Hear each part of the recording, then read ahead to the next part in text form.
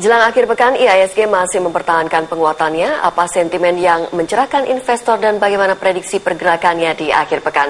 Langsung saja kita membahasnya bersama analis senior dari KDB, Daewoo Securities, Pak Budi Wibowo. Selamat malam Pak Budi. Pak Budi, hari ini IHSG naik 28 poin setelah investor asing berani masuk dan tempatkan dananya di bursa-bursa Asia, begitu ya Pak? Betul, ya kenaikan hari ini 0,6 ini merupakan kenaikan lanjutan ya, dan secara global hampir semua juga Eropa, Asia dan Amerika juga mengalami kenaikan cukup signifikan. Oke, lalu ini investor asing juga tercatat melakukan net buy, begitu? Betul, net buy 620 miliar ya, dan memang dalam beberapa hari terakhir ini juga investor asing sudah melakukan net buy. Oke. Kita tahu bahwa ini Ukraina tidak stabil ya. Apakah ketidakstabilan di Ukraina apakah akan berdampak pada bursa nih Pak? Oh iya, jelas sangat berdampak ya kalau ketidakstabilan dari Ukraina. Tetapi memang berdasarkan laporan yang terakhir bahwa Presiden Putin menarik mundur tim militer ini dan dukungan juga negara-negara besar itu untuk menghindari adanya perang, jelas membuat tensi Ukraina semakin berkurang. Ini awal pekan indeks sempat terkoreksi. Ya. Lalu sentimennya bagaimana seterusnya? Iya, kalau yang paling nyata dari saat ini ya, yaitu pergerakan penguatan rupiah terhadap US dollar ya. Hari ini sempat 11.480. Dari mulai dari 11.700-an cukup cepat sampai dengan 11.480. Tetapi saya yakin akan ada sedikit koreksi, tetapi kalau secara teknikal arahnya jelas ke 11.190, jadi 11.200. Melihat penguatan rupiah ini sangat berdampak kepada IHSG. IHSG akan kembali mengalami penguatan dalam 1-2 minggu ke depan. Oke, jadi karena itu dana segar asing juga banyak yang kembali ke bursa, gitu ya Pak ya? Oke, lalu kemudian analisa Anda selanjutnya ini bagaimana? Ya, untuk ke depan memang IHSG saya melihat kalau untuk transaksi harian besok mungkin sekitar 4.630 sampai 4.711. Tetapi kalau untuk 1-2 minggu ke depan, saya melihat arah IHSG akan mencoba menguji 4.900. Tapi paling tidak 4.815 itu sudah di depan mata. Oke, lalu sentimen yang akan berlaku esok bagaimana ini? Ya, kalau untuk esok masih sentimen pertama tadi malam ya, pengumuman ECB rate tetap 0,25 disambut dengan hijau rame-rame di negara-negara Eropa. Untuk Indonesia sendiri itu sangat positif, apalagi pasar Asia juga akan positif menyambutnya. Rupiah penguatannya cukup signifikan. Saya rasa mungkin untuk besok juga akan diuji kembali sekitar 11.450, walaupun job claims data Amerika malam ini turun ke level 26.000 ya. Ini memberi efek mungkin dolar ada sedikit penguatan. Jadi penguatan rupiah sedikit tertahan aja. Oke, hari ini infrastruktur terjebak di zona merah. Apakah besok juga akan seperti itu atau bagaimana? Ya, kita tahu bahwa di situ ada Telkom ya. Telkom termasuk salah satu istilahnya stabilizer saham yang sebagai stabilizer. Jadi ketika saham-saham yang lain naik ya tentu Telkom dibuang. Nah, kalau untuk pengamanannya mungkin Telkom akan mengalami kenaikan untuk besok. Oke, lalu ini sektor apa saja yang patut dicermati oleh pelaku pasar esok hari? Ya, paling penting sebenarnya untuk besok dan sampai dengan tanggal 13 sebelum pengumuman BI rate itu sektor properti dan konstruksi. Kalau untuk properti jelas ya BI rate rencananya kalau kita lihat konsensus analis rata-rata menggambarkan bahwa tetap, bahkan ada yang memprediksikan akan ada pengurangan BI rate.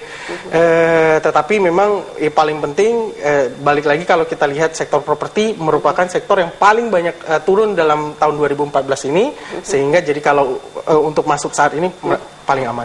Paling aman, begitu. Ya. Baik Pak Budi, kita harus break dulu dan pemirsa tetaplah bersama kami karena kami akan kembali usai jeda.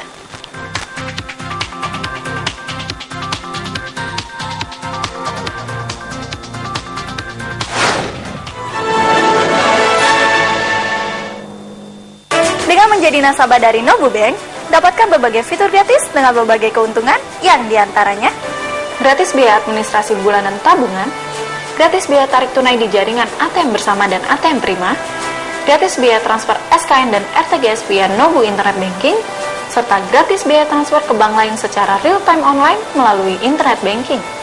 Jadi tunggu apa lagi?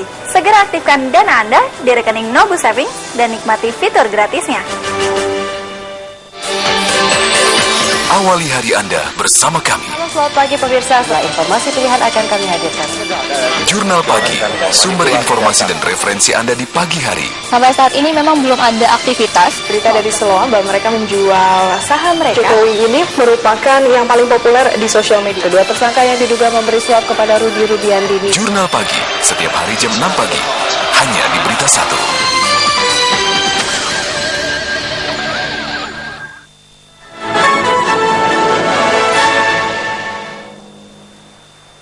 Saham-saham apa saja yang patut Anda koleksi atau lepas di akhir pekan? Sebelum membahasnya, kita simak terlebih dahulu informasi sejumlah emiten berikut ini.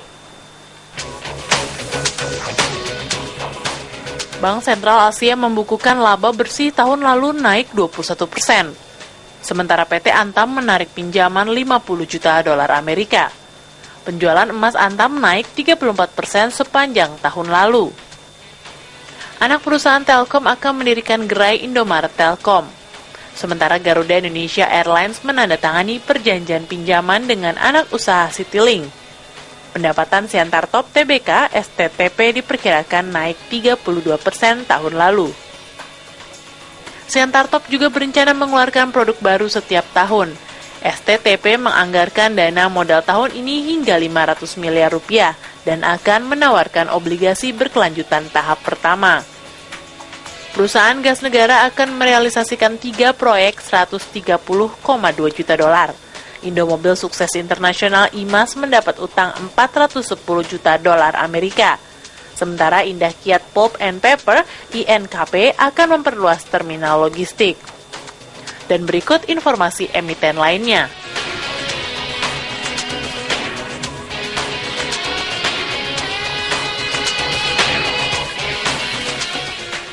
Ya oke Pak Budi, ini sebelum kita bahas rekomendasi saham ini, kira-kira sentimen atau data apa yang perlu dicermati investor esok?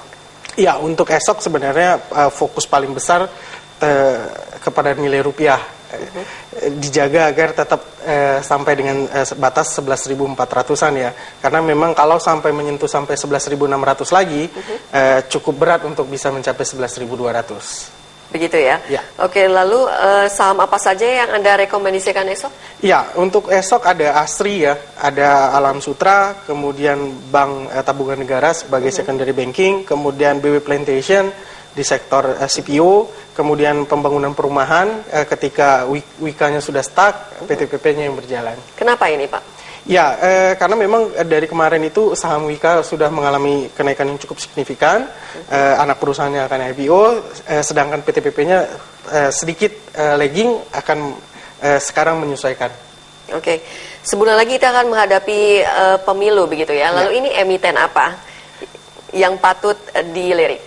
Ya, kalau emiten yang paling jelas untuk dilirik, kalau untuk investor asing jelas banking ya, Bank Rakyat Indonesia dan Bank Mandiri merupakan saham yang paling dominan sama asing. Kemudian ada Indofood. Indofood jelas sektor konsumsi masyarakat, kemudian Unilever. Saya rasa hanya 4 itu aja yang motor ESG. Kenapa bukan sektor media? Ya, memang sektor media cukup menarik, tapi kapitalisasinya tidak terlalu besar. Oke, apakah ini karena perputaran arus modal begitu? Iya, benar.